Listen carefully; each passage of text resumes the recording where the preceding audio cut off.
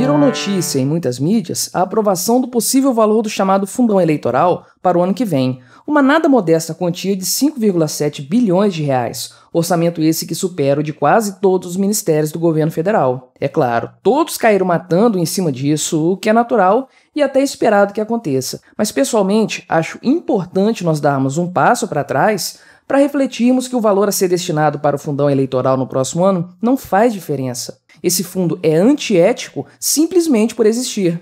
Ah, você já me segue aqui no canal? Se ainda não me segue, clique aí embaixo em se inscrever e aproveita e deixe o seu like e o seu comentário aqui neste vídeo, porque isso ajuda bastante o meu canal a ser visto por mais pessoas. E isso, é claro, se você gostar do meu trabalho. E me siga também no Instagram, @quintessencia.lib, porque eu sempre posto conteúdos diferentes por lá também. Em primeiro lugar, é importante deixar claro que esse valor de 5,7 bilhões de reais ainda não é definitivo. Na verdade, por compor a tal LDO, que é a Lei de Diretrizes Orçamentárias, ele apenas estipula, a grosso modo, o teto que o fundão eleitoral pode alcançar no próximo ano. Ou seja, o valor pode ser menor, embora eu ache difícil qualquer tipo de redução nesse sentido. Afinal, as campanhas eleitorais são a seiva que irriga os partidos políticos a cada 2 anos. A aprovação desse valor, naturalmente, trouxe toda sorte de reações acaloradas por parte da sociedade. Isso é esperado, afinal, o fundo eleitoral é a representação de forma resumida de tudo o que há de errado na política como a conhecemos.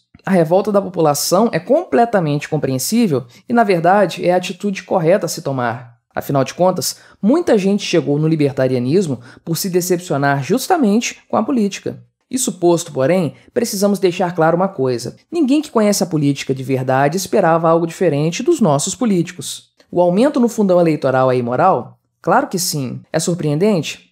Claro que não. Afinal, como o próprio Renan Calheiros disse em outra oportunidade, algo que inclusive virou um vídeo aqui no meu canal, no ano de 2018, foi eleito o que havia de pior na política. E é justamente esse povo, eleito em 2018, que aprovou esse gigantesco aumento no fundão que vai alimentar seus próprios bolsos no ano que vem. Sejamos francos, até mesmo o estatista mais ferrenho já devia esperar esse aumento. Estamos falando do país cujo presidente vive em um palácio que custa o dobro do palácio da rainha da Inglaterra. Estamos falando do país em que, não obstante falte saneamento básico por toda parte, os seus supremos juízes se fartam com vinhos e lagostas. Estamos falando do país do Vale Terno, da verba de gabinete, do mensalão, do petrolão, do covidão e por aí vai. Ingênuo é quem esperava mais de nossos políticos. Na verdade, eu esperava sim mais deles. Esperava um valor ainda mais alto. Acho que a atual crise fez eles terem ainda um pouco de bom senso. Entendam, dinheiro público funciona como uma droga altamente viciante. Os partidos políticos experimentaram um pouco dessa droga lá atrás, em 2018. E agora eles precisam de uma dose ainda mais forte. Porém, o valor estipulado para o fundão eleitoral, qualquer que ele seja no fim das contas, não faz diferença. Em primeiro lugar, como libertários, devemos saber que o dinheiro que já nos foi tirado não vai retornar para os nossos bolsos. Então faz pouca ou nenhuma diferença a forma como ele será desperdiçado pelos políticos. Em segundo lugar, o grande problema não está no valor estipulado. A questão é outra. Na verdade, o problema todo começou quando o fundão eleitoral foi criado em 2017. Um pouco antes, em 2015, o STF, Supremo Tribunal Federal, julgando um processo iniciado pela OAB, que é a Ordem dos Advogados do Brasil, decidiu, por 8 votos a 3, que as doações de empresas para partidos políticos e candidatos eram inconstitucionais. Não vou entrar aqui no mérito dessa questão, nem vou falar nada a respeito de que provavelmente essa história toda não tem qualquer relação com a Constituição Federal e que o STF e a própria OAB estão cheios de socialistas, ou seja, pessoas que querem um Estado maior. Também não vou considerar o ponto de que o STF é a Suprema Corte que mais julga questões do mundo inteiro, com um acúmulo de processos que gira na casa de alguns milhares por ano. Vamos apenas seguir em frente, falando do financiamento das campanhas. O resultado óbvio da proibição do financiamento privado por empresas foi a guinada em 180 graus dos olhares dos políticos, que se voltaram, é claro, para os nossos bolsos. Assim, surgiu o malfadado fundão eleitoral, aprovado pela Câmara e sancionado pelo então presidente vampiresco Michel Temer no ano de 2017, a tempo de vigorar na eleição seguinte, a nível federal, com um generoso orçamento de 1,7 bilhão de reais, uma conta que eu e você pagamos, diga-se de passagem. Como tudo no Estado, especialmente em relação ao dinheiro que é roubado da população, o fundão eleitoral tende a se expandir.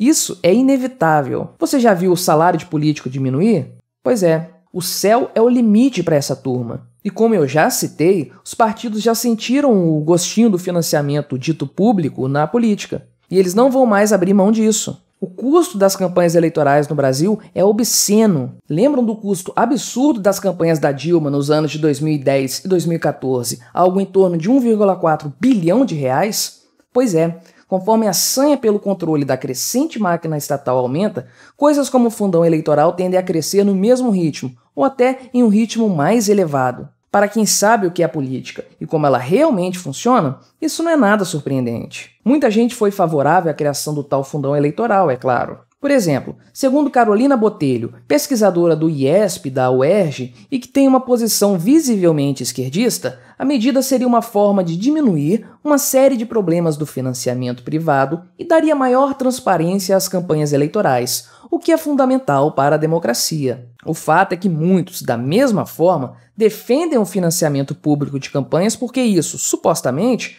fortaleceria a democracia. Ora, temos aí dois problemas. O primeiro deles, e mais óbvio, do ponto de vista libertário, é que a democracia em si é uma fraude. Embora seja pintada como uma grande conquista da nossa civilização, como sendo um instrumento de poder nas mãos do povo, e como se poder nas mãos do povo fosse algo bom, e como sendo um limite à tirania e ao autoritarismo, a democracia representa uma violação aos direitos dos indivíduos. Ora só, como nos ensina Hans Hermann Hoppe, a democracia é um Deus que falhou. Mesmo grandes nomes republicanos do passado repudiavam a democracia, e a bem da verdade, várias constituições mundo afora criaram formas de restringir os poderes democráticos porque eles são naturalmente um problema. Agora, deixando de lado esse aspecto libertário, vamos para o aspecto prático, que é o segundo problema. Abrir as torneiras do dinheiro público para irrigar as contas dos partidos cria uma série de situações indesejáveis, mesmo para um estatista, tais como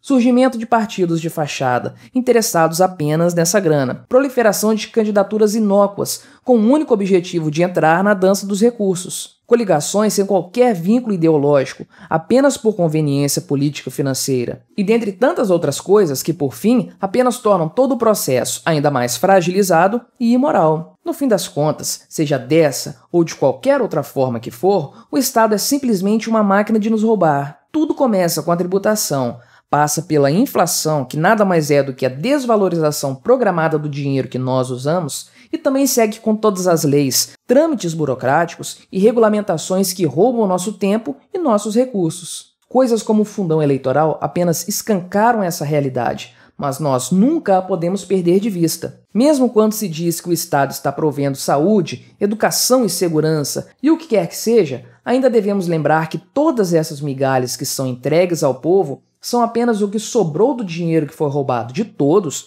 e que foi repartido entre a alta burocracia estatal. Salários nababescos, vida em palácios, mordomias, despesas custeadas com toda sorte de verba e, é claro, grana de propina e de todo tipo de desvios de verba que você pode imaginar. É aí que está o grosso do dinheiro tirado do povo. O hospital público e o fundão eleitoral são igualmente antiéticos, pois são bancados por dinheiro roubado de pessoas pacíficas. Só que o segundo, por óbvio, consegue ser ainda mais imoral. Quando a política mostra sua verdadeira face, ou seja, quando os políticos assumem publicamente que só estão nessa para dividir entre si o butim, a grana que foi roubada da população. Bem, quando isso acontece, o brasileiro consegue ter um vislumbre do que o Estado é de verdade. Se há algo de positivo nessa história toda do fundão, é o fato de que ele ajuda cada vez mais gente a perceber, de forma empírica, que o Estado é o ladrão que rouba a todos.